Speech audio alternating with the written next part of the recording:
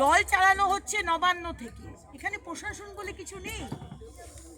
কিন্তু বিষয়টা হচ্ছে যে 5 বছর আগেও যদি নাটকটা করতেন তাহলে হয়তো বাংলার মানুষ হয়তো বিশ্বাস করতো আপনাকে, কিন্তু এখন আর বাংলার মানুষ আপনাকে বিশ্বাস করে না।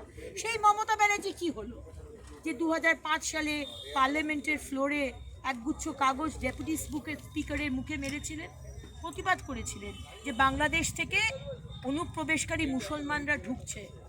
আজকে মুখ্যমন্ত্রী হয়ে যাওয়ার পর 180 ডিগ্রিজ চেঞ্জ, ধর্নায় বসতে হচ্ছে, ক্যাডারদের লেলিয়ে দেওয়া হচ্ছে, দুর্নীতিগুলো বন্ধ হয়ে যাবে, বালি কয়লা টাকাগুলো বন্ধ হয়ে যাবে।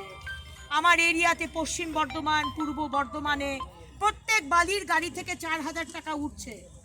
আমি ইডি, সিবিআই, সেন্ট্রাল এজেন্সিকে দৃষ্টি আকর্ষণ করব, কৃষ্ণা কেয়াল নামে এক ব্যক্তি এই সরকারের হয়ে প্রত্যেক বালির ট্রাক থেকে 4,000 টাকা করে নিচ্ছে এবং সেই 4,000 টাকা শয়ে শয়ে ট্রাক বেরোচ্ছে, সেই টাকাগুলো ইলেকশনে তারা ইউজ করবে। এগুলো বন্ধ করুন। আমি ইলেকশন আমাদের ইডি এবং সিবিআইকে বলবো এই বিষয়টিকে। Thank you.